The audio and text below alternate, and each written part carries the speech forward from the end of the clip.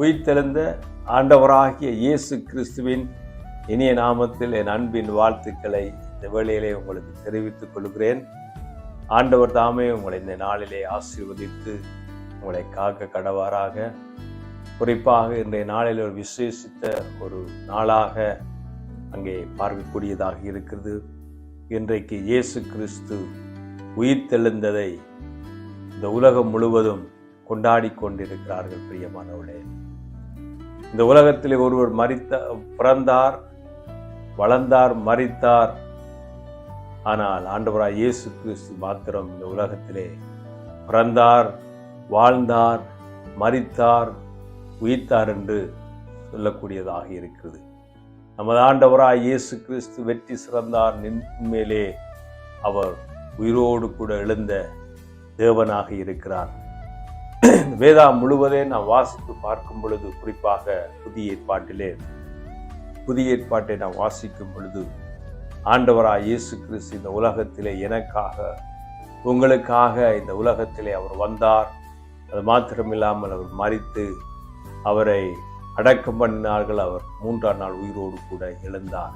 இயேசு கிறிஸ்து நம்முடைய பாவங்களுக்காக, மனுக்குலத்தின் பாவத்துக்காக, அக்கிரமத்துக்காக, மனுக்குலத்தின் பாவத்தை தீர்ப்பதற்காக இயேசு கிறிஸ்து இந்த உலகத்திலே வந்து தன் மீது எல்லாவற்றையும் ஏற்றுக்கொண்டு அவர் எங்களுக்காக, நீங்களும் அந்த சிலுவையிலே தொங்க வேண்டிய அந்த பாவத்தின் கோரத்துக்கு, பாவத்தினுடைய தன்மைக்கு நாம் பலியாகாதபடிக்கு இயேசு கிறிஸ்து அதற்காக தன்னையை ஒப்பு கொடுத்து பலியாக்கிறார். அப்படிப்பட்ட இயேசு கிறிஸ்துவை அவர்கள் சிலுவையிலே அறைந்தார்கள். அது மாத்திரமில்லாமல் அவர் காயப்படுத்தப்பட்டார், அவர் மரித்தார். அன்பானவர்களே, அப்படி மரிக்கும் பொழுது அவரை கொண்டு போய் கல்லறையிலே வைத்தார்கள்.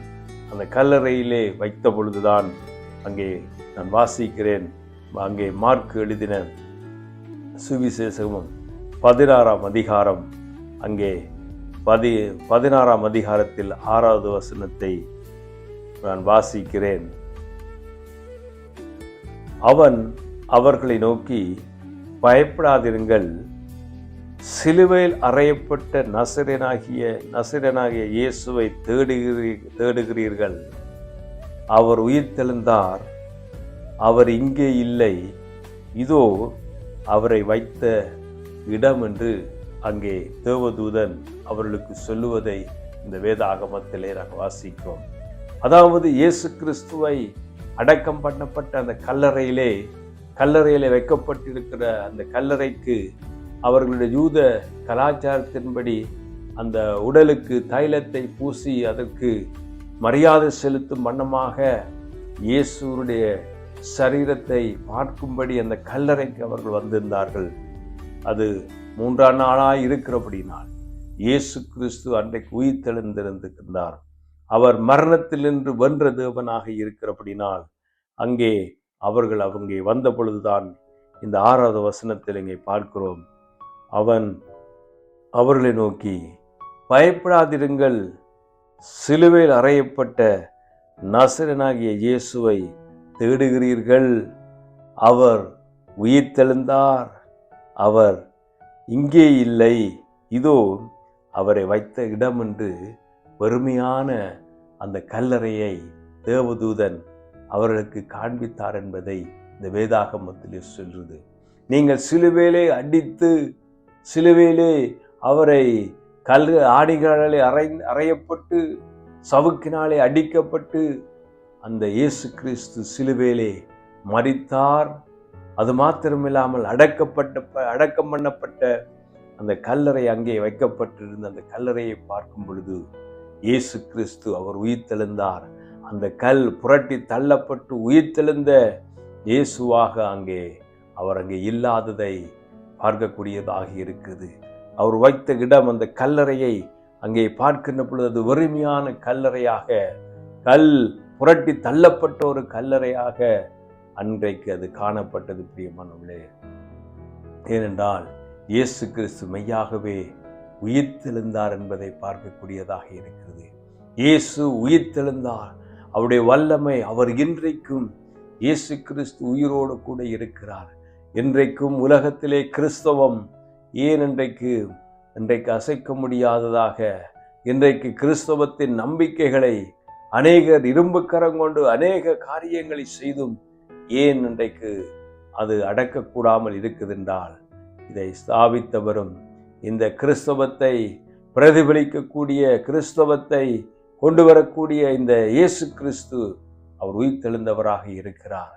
இயேசு கிறிஸ்து மரித்து 3ஆம் நாளில் அடக்கம் பண்ணப்பட்டு உயிர்த்தெழுந்த தேவனாக இருக்கிறார் என்பதை இந்த வேதாகமத்தின் ஊடாகவும் சரித்திர ரீதியாகவும் என்னுடைய வாழ்க்கையின் அனுபவ ரீதியாகவும் இந்த ஆண்டவராய் இயேசு கிறிஸ்து மரணத்தில் இருந்து உயிர்த்தெழுந்தவராக இருக்கிறார் என்பதை பார்க்கக்கூடியதாக இருக்கிறது. கல்லறை அவரை கட்டி காக்க முடியவில்லை. இந்த அதிகாரங்களும் இந்த அவர்களுடைய எல்லா காரியங்களும் இந்த இயேசுவுக்கு முன்பதாக தோற்று போனதை பார்க்கக்கூடியதாக இருக்குது. பிரியமானவர்களே, நமது ஆண்டவராய் இயேசு கிறிஸ்து உயிரோடு கூட இருக்கிறார். அவர் நமக்காக நம்முடைய அக்கிரமங்களை அவர் சுமந்து கொண்டார், நம்முடைய பாவங்களை அவர் சுமந்து கொண்டார், நமக்கு வரக்கூடிய தண்டனையின் ஆக்கினையை அவர் தன் மீது ஏற்றுக்கொண்டார். எனக்கு வரக்கூடிய அனைத்து தண்டனைகளையும் எல்லாவற்றையும் இயேசு கிறிஸ்து எனக்காக அதை ஏற்றுக்கொண்டார் என்பதை பார்க்கக்கூடியதாக இருக்கிறது. ஆகவேதான் இயேசு கிறிஸ்து உயிர்த்தெழுந்த தேவனாக இருக்கிறார். அவர் மரித்தோரை விட்டு உயிர்த்தெழுந்தவராக இருக்கிறார். பிரியமானவர்களே, அவர் உயிருள்ள தேவனாக இருக்கிறார் என்று வேதத்திலே நாம் வாசிக்கக்கூடியதாக இருக்குது.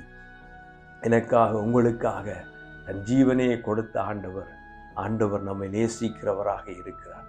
இந்த செய்தியை கேட்டுக்கொண்டு அருமையான சகோதர சகோதரி, உங்கள் வாழ்க்கையில் எல்லாம் முடிந்தது, எல்லாம் மறைத்து போய்விட்டது, இனி வாழ்வில்லை என்று நீங்கள் ஏங்குகிறீர்களோ, ஆண்டவராய் இயேசு கிறிஸ்து உங்கள் வாழ்க்கையிலே அவரை ஏற்றுக்கொள்ளும் பொழுது, அவரை இரட்சகராகவும் ஆண்டவராகவும் இருதயத்திலே நாம் ஏற்றுக்கொள்ளும் பொழுது, அவர் நம்முடைய வாழ்க்கையிலே தேவனாக ஆண்டவராக நமக்குள்ளே வருகிறார். நம்முடைய பாவங்களை அவர் மன்னிக்கிறார், நம்முடைய அக்கிரமங்களை மன்னிக்கிறார். அது மாத்திரமில்லை, ஆண்டவர் மெய்யான சமாதானத்தையும் விடுதலையும் கொடுத்து நித்திய வாழ்வையும் அவர் கொடுக்கிற தேவனாக இருக்கிறார். பிரியமானவரே, என்னை கேட்டுக்கொண்டிருக்கிற அருமையான சகோதரனே சகோதரியே, இயேசு உயிரோடு கூட எழுந்தார். அவர் உயிர்த்தெழுந்த தேவனாக இருக்கிறார். இன்றைக்கும் இந்த இயேசு கிறிஸ்து ஜீவிக்கிறவராக இருக்கிறார்.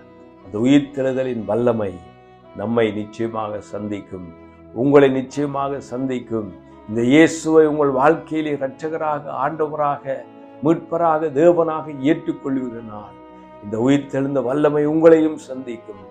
அவர் வல்லமுள்ள தேவனாக இருக்கிறார். பிரியமானவரே, என்னை கேட்டுக்கொண்டு அருமையான சகோதரி சகோதரி, இந்த நாள் ஒரு விசேஷித்த நாளாக நினைவு கூறப்படுகிறது. இயேசு கிறிஸ்து 2000 ஆண்டுகளுக்கு முன்பதாக அவர் அடக்கம் பண்ணப்பட்ட கல்லறையில் இருந்து அவர் உயிர்த்தெழுந்த தேவனாக இருக்கிறார். இன்றைக்கும் அந்த கல்லறைகள் சாட்சி கொடுத்து கொண்டிருக்கிறது. அவர் அங்கே இல்லை, அவர் மெய்யாகவே உயிர்த்தெழுந்த தேவனாக இருக்கிறார். அன்பு சகோதரனே சகோதரியே, உங்களுக்காக நான் ஒரு விசை ஜெபிக்கும்படி விரும்புகிறேன். அன்புள்ள பிதாவே, உம்மை நன்றியோடு துதிக்கிறேன். உம்முடைய உயிர்த்தெழுந்த வல்லமை இந்த செய்தியை கேட்டுக்கொண்டு கோர் மீது இறங்கி வரும்படிக்கு ஜெபிக்கிறேன். ஆண்டவரே, உம்மை அறிந்து கொள்ள நீர் உதவி செய்யும்படிக்கு ஜெபிக்கிறேன். இந்த செய்தியை கேட்டுக்கொண்டு ஒவ்வொருவரையும் கர்த்தர் ஆசீர்வதிக்கும்படிக்கு ஜெபிக்கிறேன். தேவனவளை பிரியமுள்ள தேவனே, இரக்கமுள்ள ஆண்டவரே, இந்த மக்களை நீர் ஆசீர்வதித்து மேன்மைப்படுத்துங்க நாங்கள் ஜெபிக்கிறேன். எல்லா துதியும் உமக்கு செலுத்தி இயேசுவின் நாமத்தில் பிதாவே, ஆமேன் ஆமேன். கர்த்தர் உங்களை ஆசீர்வதிப்பார். உயிர்த்தெழுந்த தேவன் இயேசு கிறிஸ்து உங்களை அபரிமிதமாய் ஆசீர்வதித்து மேன்மைப்படுத்துவாராக. ஆமேன். God bless you. ஆமேன்.